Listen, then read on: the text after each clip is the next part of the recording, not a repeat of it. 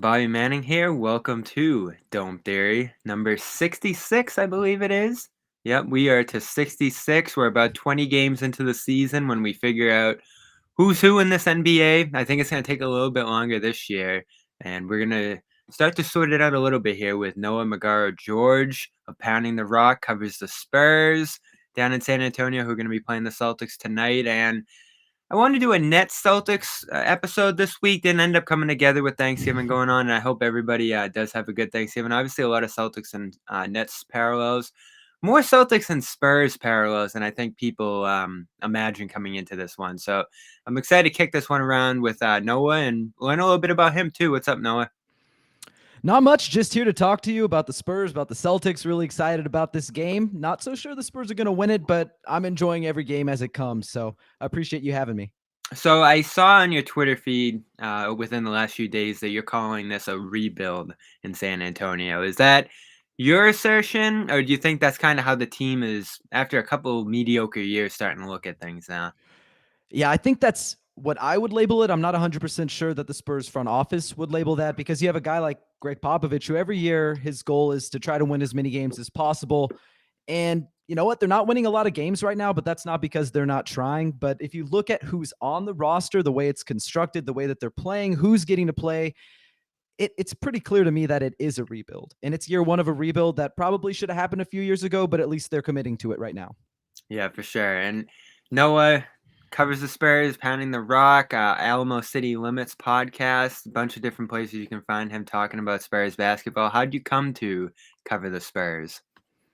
Yeah. So I was born and raised in San Antonio, was a Spurs fan my whole life. And one thing led to another. And I finished college and I went, you know what? I really want to cover this team. It wasn't the first thing that was on my mind, but I went, you know what? I love Spurs basketball. I love NBA basketball. I want to do this. So when the pandemic sort of started, I know that this is probably maybe not the best time to start a new career, but I was like, hey, I really want to commit to this. I want to go all in. I want to give it all my resources, all my time. And that's what I've done. And one thing led to another. And suddenly I had a YouTube channel. Suddenly I was on a verified platform. Suddenly I was verified and, still working towards a full-time job. But right now it basically is, I've committed to it full time. So really happy to be doing it. And I feel fortunate that, there's enough people who care about what I have to say about the Spurs that I'm in this position to do so. So Pop's interesting as a figure to cover, from what I've seen. Obviously, he was at the head of the Olympic team this year, and uh, I know he's probably going to be heading to the podium within an hour here as we speak. And I look at some of these interviews he does just to kind of see what he's saying or anything going on around the Spurs, and he'll do like 2-minute pressers where like someone will ask him, how important is this game tonight, and he'll go, very important.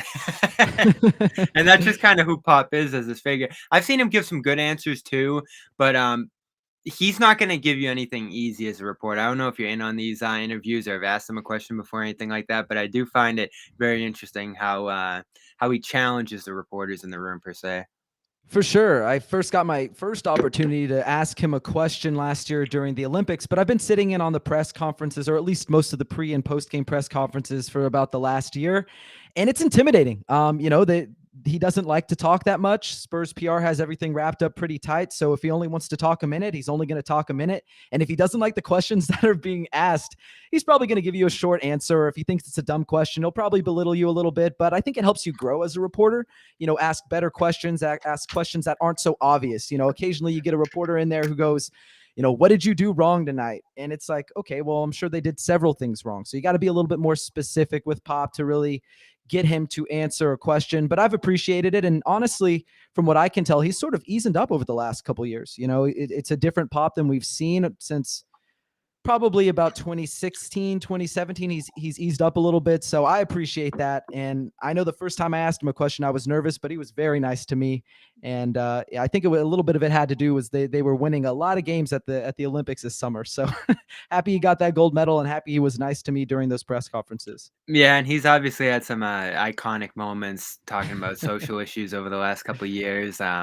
Very long and in-depth and passionate answers about some of the police shootings over the last couple of years and protests and politics going on in the country. Yeah, I do think kind of reveal a little bit about his passion, his ability to, put a message out there and not just completely blow off the media. So you get a mixed bag from Pop for sure. I do think what some people are gonna find interesting coming in this matchup is sort of that history between Ime Udoka heading the Celtics for the first time this year and Popovich, who was obviously his mentor. I find a number of things interesting about Udoka and covering him for the first season here. He's obviously someone who's going to go quite a bit into his criticism of his own players, challenge them publicly. Um, I think he has a flexibility to his play style that reflects Popovich a little bit. And at the same time, I do think you be able to have longer conversations with him about game plans and things of that nature than Pop has this many years into his career. Maybe Udoka changes after a couple of years of dealing with the media and things of that sort. But the parallels between them are really interesting to me. I do think Udoka brings so many of Pop's emphases to the table in Boston, whether it's ball movement, defensive first identity, different things like that. I don't know if you've gotten to watch a ton of Celtics this year, but those are some of the staples I'd imagine that Popovich is stressing to a younger team at the same time. Yeah, I haven't gotten to watch too many Celtics games, just the ones that are on national television. But yeah, it does seem that Ime Udoka likes to stress ball movement, like you said, defense commitment. And Popovich has sort of gone back towards those things after, a DeMar DeRozan and LaMarcus Aldridge led era where there were a lot of post ups, there was a lot of isolation ball there. And, they always still move the ball pretty well, even when those guys were there, but without guys who are alphas, without guys who can give the ball and say, hey, go get me a bucket really on this team.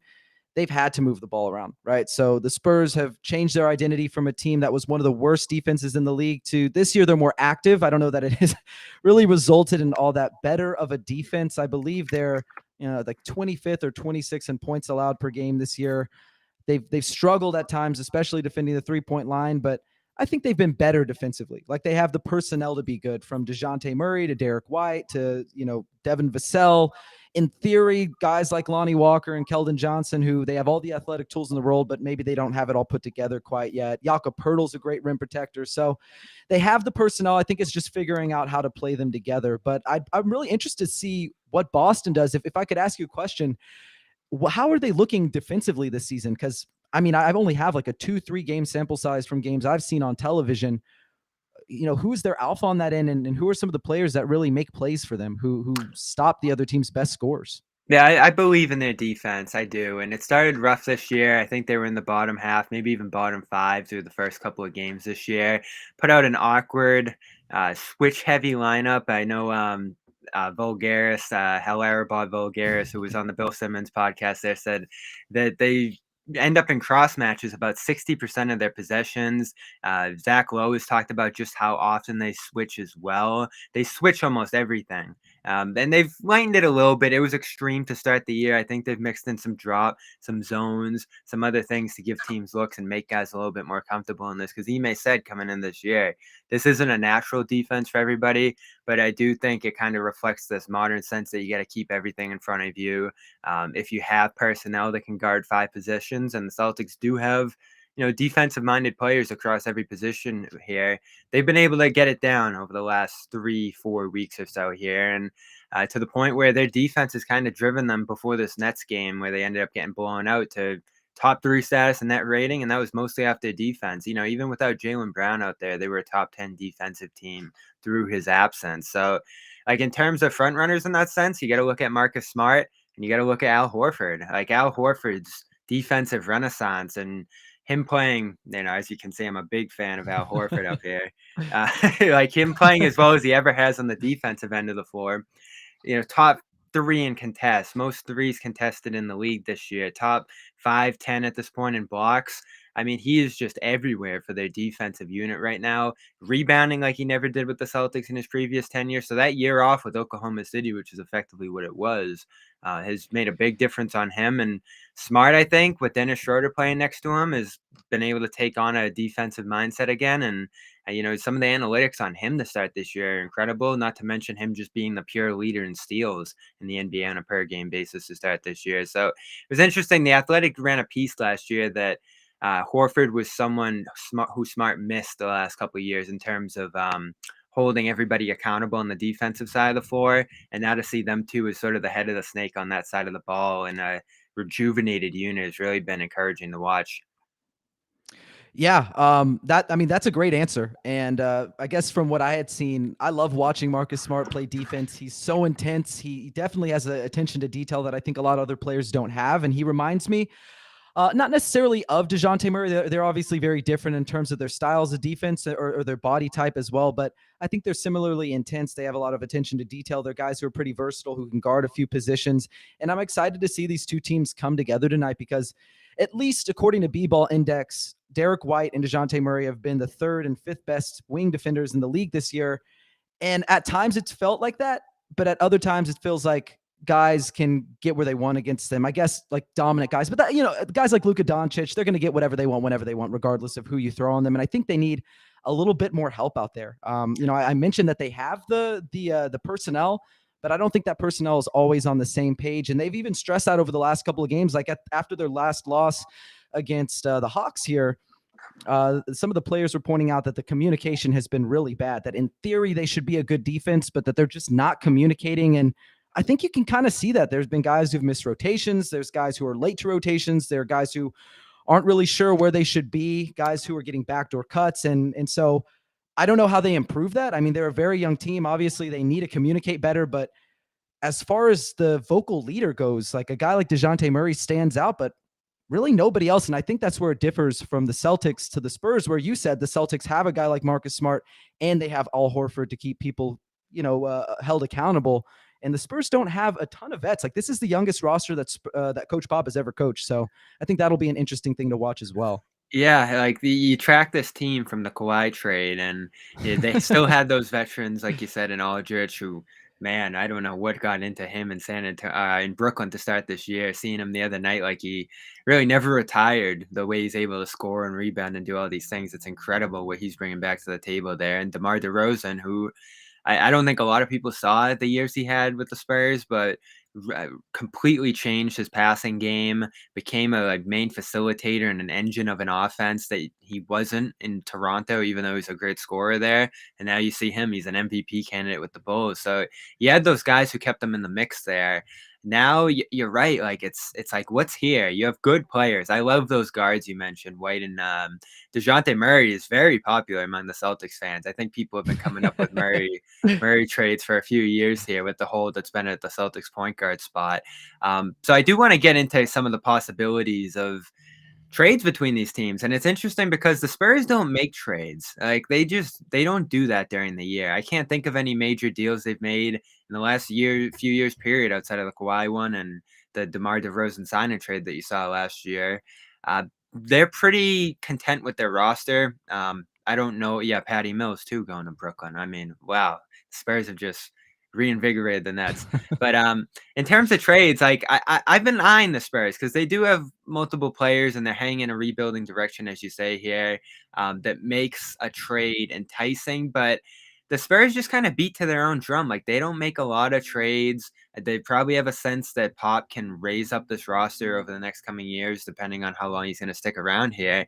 And I'm just wondering when that's going to break. Like at some point, do they look at selling here? Do they look at accumulating picks? Do they look at, doing kind of what the Magic did last year, trading these quality players that can help other teams and just completely resetting? Or are they just going to keep a competitive team here for Pop right through the end and then decide where to go? Yeah, it's a tough situation with the Spurs. So we sort of have been hinted that Thaddeus Young will probably not be here for the long haul, which makes sense. He's a veteran who should probably be on a competing team trying to help them win. The Suns were interested in him before the year. And, I had spoken to Dave King, a guy who's a beat writer for the Suns, and he said basically they were only interested in sending Jalen Smith and Dario Saric. Spurs weren't interested.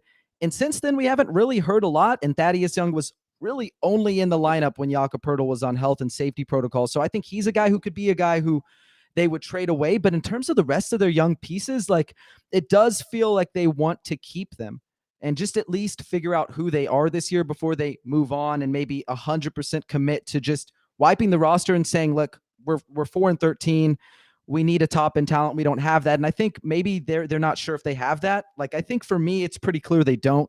But I think the Spurs want a whole season where they go, okay, what can Dejounte do in this role? What can Derek White do in this role? What can Devin Vassell, what can Lonnie do in this role?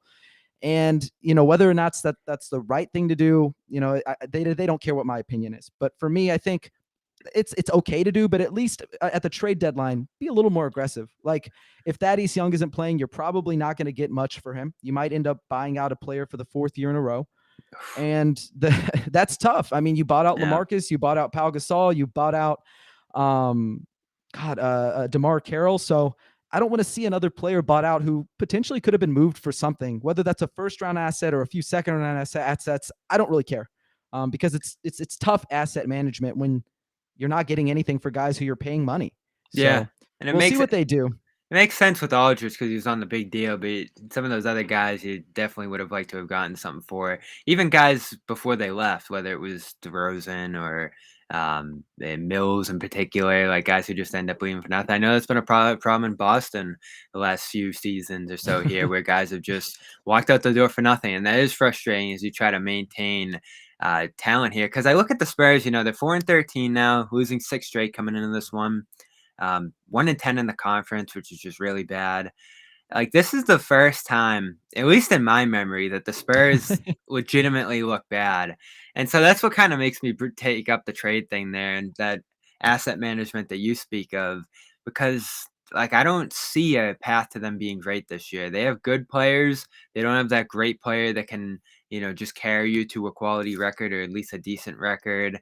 The depth isn't amazing. Once you do get an injury, like you said, with Jakob Poeltl and health and safety, like this can really get shaky here for them. And so I just wonder, like, is there anything on the Boston roster that would entice them into maybe sending a player their way with multiple picks coming back? I'm not sure that's the best route for Boston either, because I think they might need their picks at this point. But when you look at other rebuilding teams around the league, they're piling up picks right now. If they're able to flip a Vucevic for 2 future firsts, Orlando's going to do it. Other teams have taken on that mindset, whether it's the Thunder or the Rockets at this point with the Harden trade. Spurs really haven't been in the business of piling up the picks, and they've done a good job drafting, to their credit. Lonnie Walker's, and I like Wieskamp and Primo and some of the guys they brought in this year, and you even go back to those guards. Like they've done a decent job with the draft, and they just haven't gotten that big fish. You look across the league right now, it feels like every single team has a star or a budding star that they can believe in. Spurs might be the only team that doesn't have one. Yeah, I agree with you 100%, and I know Spurs fans probably don't want to hear that, but I've talked about it all year. Like Dejounte Murray is a phenomenal player. He's done as much as he can in a role that he's not really ideal for. They've asked him to be the engine of the offense. He has the 7th most touches in the NBA this season. I think he's run the 4th most pick and rolls in the NBA this season as a pick and roll ball handler.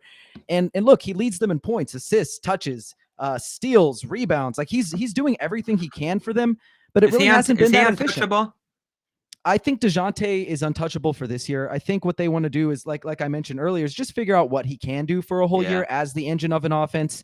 And I think up to this point, he's done his best a job as he can in that role, but it's not a role that he should ideally be playing in. Like you look at his efficiency, not very good, not super efficient. And I think you can live with that if you have a guy like Luka Doncic, who is 4th in the NBA in touches, but he's averaging 25 points per game, 8 rebounds, 8 assists. And he's not just a guy who makes basic reads, who's going to do, basic pocket passes out of the pick and roll. He's a guy who can pass his teammates open. You know what I mean? Like he's a transcendent passer. He's a transcendent scorer. And Dejounte Murray isn't that. And that's okay. I think a lot of players want him to be that guy because the Spurs are devoid of that right now, but he really shouldn't be forced to do that. He is right now because there's no one else who will do that. But long-term, I just don't see how he can be the answer. I mean, it's great that he has 3 triple doubles this season, but they're also 0-3 when he gets a triple double. Like it clearly it doesn't matter that much. And he needs help. Like if anything, he's going to need help if he's going to be that guy. But I don't believe in him being that guy. But I think in a different context, in a different role, he might look a lot better. So we'll see what they can do. Maybe they land a Paolo Banchero. Maybe they land Chet Holmgren or, any one of the players at the top of this draft. But for me, the Spurs' best route towards really entering being competitive for a championship again is just admitting that, look, this is a rebuild and we need to commit to it, because it is a rebuild to the fans and it is probably to everyone else on the outside. But I don't know that the Spurs have really admitted that that's what they're doing, which is fine. Pop's older. This is probably his last year. It's the last year of his 3-year extension. And, they're never going to outright lose. You think Pop's done after this season? I think he could be done after this season. I know he had said that once Tim Duncan was done and the big three were done, he was gone. Then they got LaMarcus Aldridge, and he said, look, LaMarcus, I will stay here as long as you're here. Now LaMarcus is gone, and he's still here. And every single year of the 3-year extension had an opt-out clause. Like, he could just leave if he wanted to and call it quits, and we'd never hear from him again, or maybe he wants to be part of the front office. But every year he's come back. So it feels like this is the end because there's no real competitive or path to being competitive for a title, in my opinion. But, maybe he decides to stick it out. I mean, he loves Dejounte. He talked about during media day and throughout this season how these young guys have reinvigorated him, and it's been a different challenge and one that he hasn't had in his career before. But to me, it just doesn't really make sense for him to stick around. And of course, he can stay as long as he wants. He brought 5 championships to San Antonio. They were in 22 straight playoffs. So as long as the man wants to be here, I'm not going to push him out the door. But I think for both parties, it probably makes sense to move on this summer. But we'll see what they do. I mean, it is up to him. Yeah, it's been weird the last couple of years not seeing them be relevant or on national TV or in the finals race, and it's almost like the Patriots on the NFL side missing the playoffs last year. It's like, what? This isn't real life. I don't know what's going to end up happening with this team, but if I'm Brad Stevens and I call at this trade deadline, I'm like, look, you're out of the playoff race. You're not even in the play-in race. We're looking at Murray. We got all these pieces here in Boston. We got all our future picks. If we wanted to get Murray, what are you asking for? What do you think? And I'll flip that on you a little bit. What do you think they would be willing to offer for Murray? Because I think a lot of Spurs fans always throw out these trades that are like, okay, well, Derek White isn't playing well and Lonnie aren't playing well. But if we flip them, we could get a Jaylen Brown, or we could get a Karl Anthony Towns. And that we know that's not how trades work. You're not going to trade guys at the bottom of their trade value for star players. So what is Dejounte worth? I mean, he's been the best player on this team. What would the Celtics be willing to probably give up? Because I think that matters too. I don't think it would take just a pick. I think it would be a little bit more, since he's almost one of their untouchable players, in my opinion. Well, I think the main guy, of course, San Antonio is going to ask for Brown. I think everybody asked for Brown, and then it's no. Yeah, we heard the Ben Simmons thing a couple weeks ago, so that's obviously not in play there. But I think just about anything else outside of Tatum is there. You could go with Smart. You could go with. Would you do Robert Williams if you're Boston? I'd say I'd lean no, but I could be talked into it. If the pick loads later there. But those are obviously the two guys that are going to be first and foremost in value. There's Rob and Smart as the centerpiece, and then you get other guys like Romeo Langford, Aaron Nesmith, Peyton Pritchard. Like, those are going to be the centerpieces of a trade right now for Boston, and that's of value to a young team, a rebuilding team like the Spurs. Other stuff like Horford, Schroeder, that kind of thing is probably not going to be as valuable to a team like that. But I think the first thing you offer if you're Boston is Marcus Smart. Yeah, and I just for that reason, I love Marcus Smart, and I really like Robert Williams if he was theoretically in the trade, but none of those players really do much for San Antonio. Even both.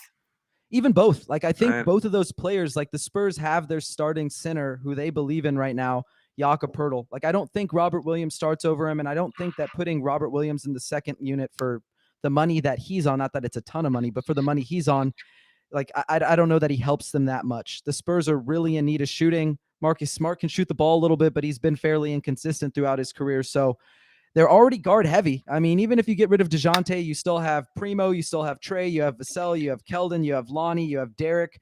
I mean, Wieskamp is a wing guard. So I just don't see how that helps them that much. And I still think that Smart is good enough to help them win, but not in any meaningful way long term. And I think they want to have their cap space as free as possible. And I think Dejounte Murray is on a pretty fair contract. So again, I just think he's pretty untouchable unless they can get something back where they feel like they're the overwhelming winner.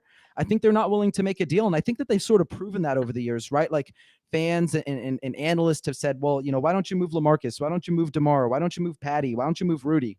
And the answer is, well, it's not that they haven't listened to deals. They just don't want to say yes unless they feel like they're the winner. And I think that's fair. But at the same time, if you're the overwhelming winner, most of the time the other team is going to say no. So it leaves you at a dead end, and you don't get a deal done. So I just don't see it happening.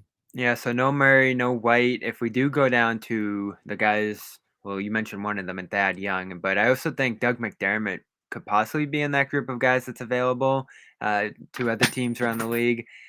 What are we thinking with those guys? The Celtics do have a TP here that fits all these guys, so they don't necessarily need to send a ton of money back or even match the contract for that matter. So you could theoretically do something like that, Young, for Aaron Nesmith per se, if you really want to go in that direction, or Romeo Langford, or just one of these young guys who isn't making a lot of money on the roster. Save San Antonio some money for this year, or in coming years if you talk about the McDermott thing. And then I know Boston doesn't have a ton of second round picks left at this point with the TPs that they picked up and the Fournier deal, but there might be one second rounder in there that they could possibly end up giving in this thing, or do one of those protected first round things. But do you? I know you see Young being involved, but does McDermott end up being available for the Spurs team to other ones? I think he could be available if they're like really, really bad, but even then, I think he's really helped the young Spurs who are trying to learn how to be the facilitators on this team, right? He's a guy who's one of the best cutters in the league. He relocates really well around the perimeter. He's a really good three-point shooter. And the Spurs have been one of the worst teams from outside the arc, right? So they want to keep guys on this team who still have a veteran presence to some degree and also bring them something of value. And I think that guy brings them something of value. I think Thaddeus Young brings them something of value, but you look at how the rotations have gone. Drew Eubanks, who, love him. He was on my podcast this summer. Think he's a great guy, but being a great guy does not make you a great NBA player. Like, to me, he's a third string guy. He's a guy who's probably great depth insurance, but he's soaked up nearly 20 minutes per game every night. Hasn't been particularly efficient. Doesn't shoot the three ball. Doesn't really shoot from mid range. He's a decent passer, but if you look down the line, I mean, Thaddeus Young, Jakob Poeltl, Jock Landale, they're all better facilitators from the high post, from the elbows than he is. And I think right now you're seeing Pop really loves guys who've been around this team, been in the system for a long time, and they've built what, some people like to call sweat equity. And Yeah. so a guy like Drew Eubanks, who I think many people would say is clearly worse than someone like Thaddeus Young, continues to get the minutes and continues to hold on to his role because he's built that sweat equity. He's been through the Austin Spurs. He was a third stringer. He was the backup big. He started and it was a spot starter when Jakob Poeltl was hurt. And so he's earned his role per se. Where Thaddeus Young, we traded for him. He didn't earn anything. And he continues not to play when Jakob Poeltl is healthy. And so he could be a guy who is available. And I think he would be moved for a relatively small price. So that would be realistic in my opinion, but I don't even know that they want to take back any guards. But I mean, if it's Romeo Langford or somebody on low money, then sure, I'm sure they would say yes. What's the value on Young, you think, ultimately? What's the asking price going to be there? I think when you look at the deal that we talked about earlier from the Suns, where they offered Jalen Smith and a guy like Dario Saric, I think the Spurs were looking for a first-round pick. They want to gather picks because one of the things that they did get from the Chicago Bulls in that DeMar DeRozan sign-and trade alongside Aminu and Thaddeus Young was a first-rounder that will eventually parlay, I think, by 2028 if it doesn't in 2025. So I think they really want to continue to add first round picks. But at the same time, they're a team that doesn't really make a lot of trades. The last time they made a real trade mid-season was Austin Day for Nando De Colo in 2014.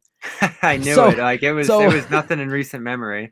So it's tough to get them to budge. And I think that they've stuck to their guns because it's what they know and it's what's worked. But, clearly it isn't working recently. And I don't think that's all their fault. I think it started with the Kawhi Leonard debacle and they held on until they couldn't hold on anymore. And it sort of altered the timeline. But I think Thaddeus Young is a guy who you could get. So if they want to offer that, I'd be more than happy if they threw in like a protected first rounder, even if it was like a lottery protected. Because I don't see the Celtics being the lottery. To me, they're just too good of a team. They have too much top end talent to fail like that. We'll get to that in just a second. I think we failed here because Young, 14 million expiring contract. It's a TP fit for sure. Celtics have the 17 million TP, but I don't think they want to go down the road they did last year of taking and expiring on that TP because then you lose Evan Fournier for nothing at the end of the year, essentially. And even less of a value in a guy like Young probably for them at 33 with Horford here coming off the bench and not with a ton left in terms of shooting and offensive game. He's a versatile defender and stuff like that, but I don't think he's moving the needle all that much for the Celtics this year. So we hit a dead end with our trade talks here. I do want to kind of get your thoughts about the Celtics going forward. You don't see them as a lottery team anywhere in the near future, which I think is fair. But first, before I trigger anybody, before we get people too angry as we dive into Celtics talk here, I do want to shout out our sponsor, Calm. This season, this Thanksgiving, this holiday year can get hectic. or you can just get flat out frustrated with your team. Another bad loss at Brooklyn, 20 down 29.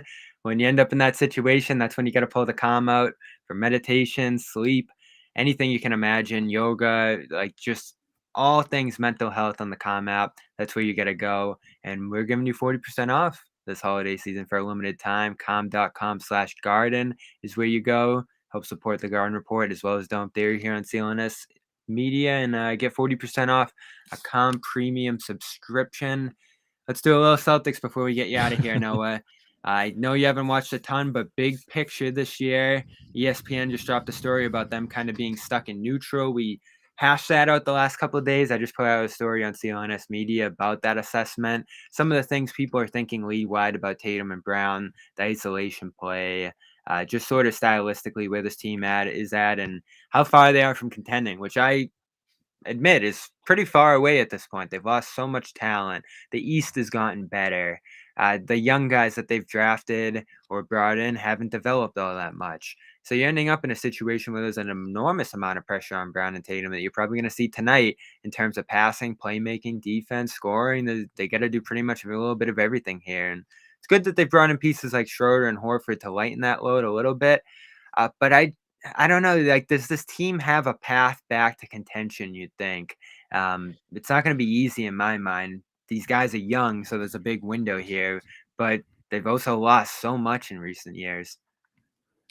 Yeah, that's a really tough question to answer. I think as long as you have the top end talent and someone who's in the same echelon, in my opinion, as like a Trae Young or a Luka Doncic, that Jason Tatum is, in my opinion, like it's a lot easier to build around that than it is to build around, like a Dejounte Murray or a Derek White.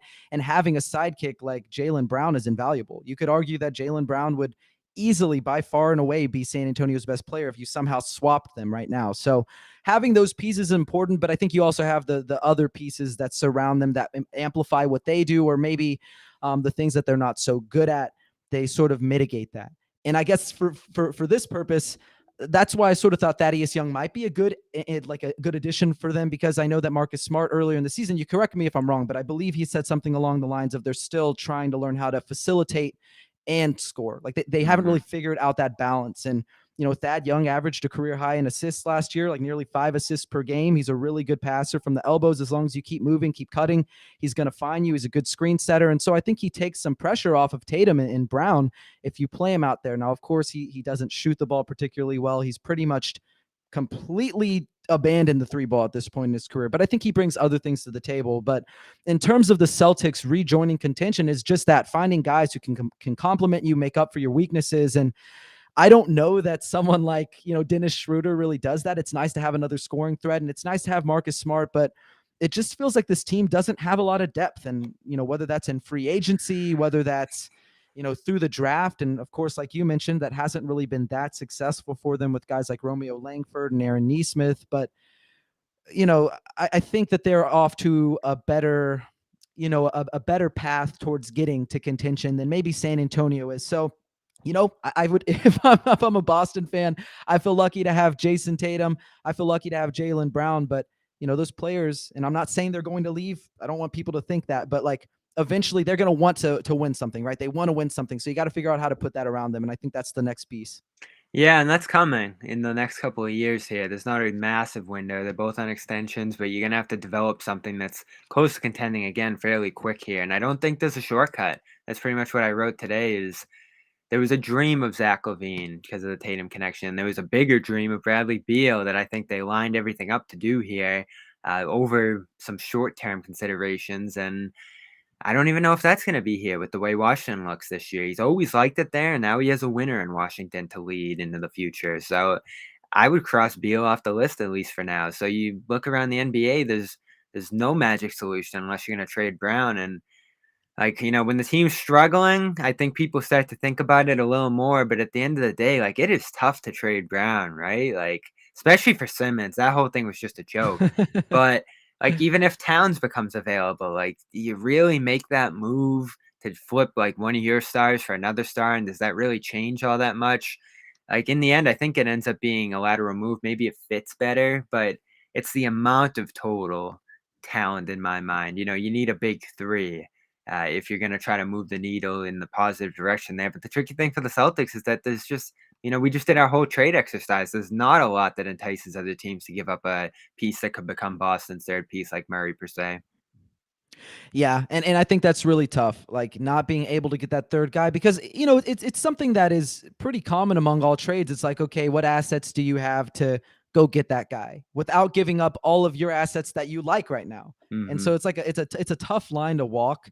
And I think even for Spurs fans who do not have a guy like Tatum or Brown, like they're just looking for those guys. And like I mentioned, I just think Boston has two of those pieces. How they find that third guy, I don't know. Like you mentioned, maybe the draft, maybe a trade, maybe you get lucky. And I think at least for Boston fans, if they're, if they want to be optimistic, having a big market team certainly helps. Because when you think of guys who are disgruntled stars, they typically are driven towards bigger markets by their agents. You got a guy like Anthony Davis who, when he was done with New Orleans, he said, "Hey, I want to go to Los Angeles." You have a guy like Jimmy Butler when he was a free agent said, "Man, I love Miami. It's a big market. It's a market in which another superstar, more than one, LeBron and D Wade, they built something there. So you want to, go to a big market like that." And so Boston's a big market. Maybe you find that disgruntled star. And I think it's about being willing to, pounce on that when that happens. Whereas, San Antonio probably doesn't have the same pool. Love San Antonio, my favorite city in the world, but doesn't Yeah. have the same pool as No, Boston. but it So does who it knows? does snow in the forecast tonight, and that is always a discouraging factor when it comes to Boston. The Knicks, like that's the other thing I mentioned in my piece today too, is like that rising excitement around the Knicks too is just such a killer for Boston. Because if you rewind to 2016, like that kind of excitement was going on in Boston. It's what got Horford here. It's what had them in the final three at Durant, which is still crazy to think about looking back at that summer. And then you ended up attracting Hayward and Kyrie and all these different guys. That's in the past now too. I don't think there's going to be a excitement for a guy outside of Kemba Walker, who clearly had some uh, things that were pushing other teams away from him that did play out in Boston with the knee. So all of a sudden, you're in a situation here where there's just not a ton attracting guys. Maybe they do want to play with Tatum and Brown, but there's not that many positive vibes out of Boston right now. And really, I think what you'll see tonight is like that. Just if I had to just describe the feel around the team right now, it's just kind of like a relief to win. There's not really an excitement. There's not really a um, passion or driving force off of the wins that they garner. It's like a relief that they didn't lose on the other hand. Like, and that's what sort of amounts to a 500 record over these last couple of years. So they've been piling up the wins. I think they'll beat the Spurs tonight. I'm sure you agree with that. Oh yeah. Toronto, Unfortunately, yes. Toronto on Sunday, like they're piling up these wins against teams that they should beat here. But you go against the Brooklyn, go against the team like the Bucks, fully loaded, I'd imagine. The Bulls, who manhandled them in Boston a little bit. Like those are the teams that there's still a sizable, significant gap between the Celtics. But like you said, the thing that I agree most with you is that the hardest part's done here. Brown and Tatum, they're on the roster. Those are your guys. Those are the players that are good enough to win a championship. And they're going to only get better into their mid 20s here toward like that 26 mark where players usually start to contend for championships. So there's a few years here where they can start to figure this out. It's just going to be tough. Absolutely. And I just, if I had to say one last thing to you here, it's man, I really hope that Jalen Tatum does not have 60 points tonight. I hope that we don't see a 30-point lead blown. That I hope we was don't see special. that. It was crazy. And I actually enjoyed him scoring like that. I just didn't enjoy it against the Spurs. That was, that was a tough one to watch.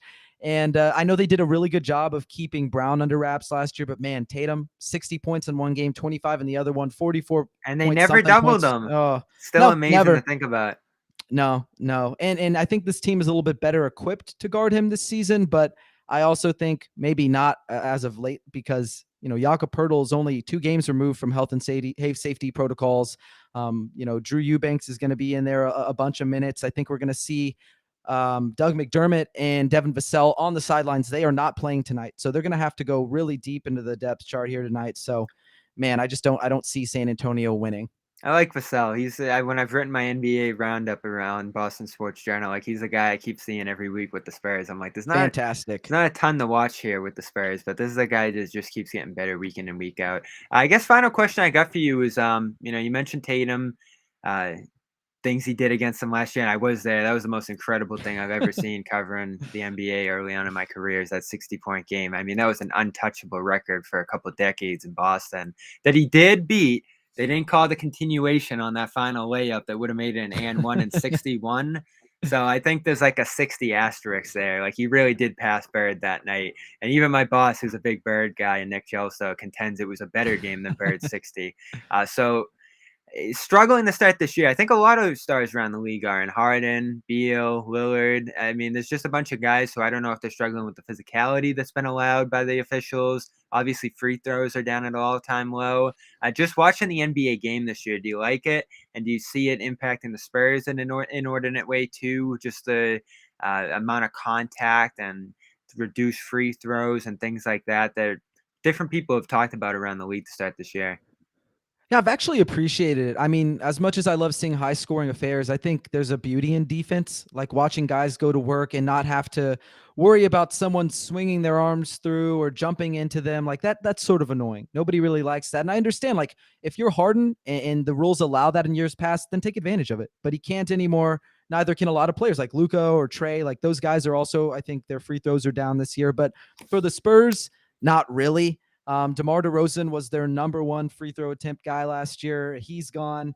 And after that, it absolutely fell off a cliff. Like, from him to the next guy, it was Keldon Johnson. And now Keldon Johnson is their leader in free throw attempts per game.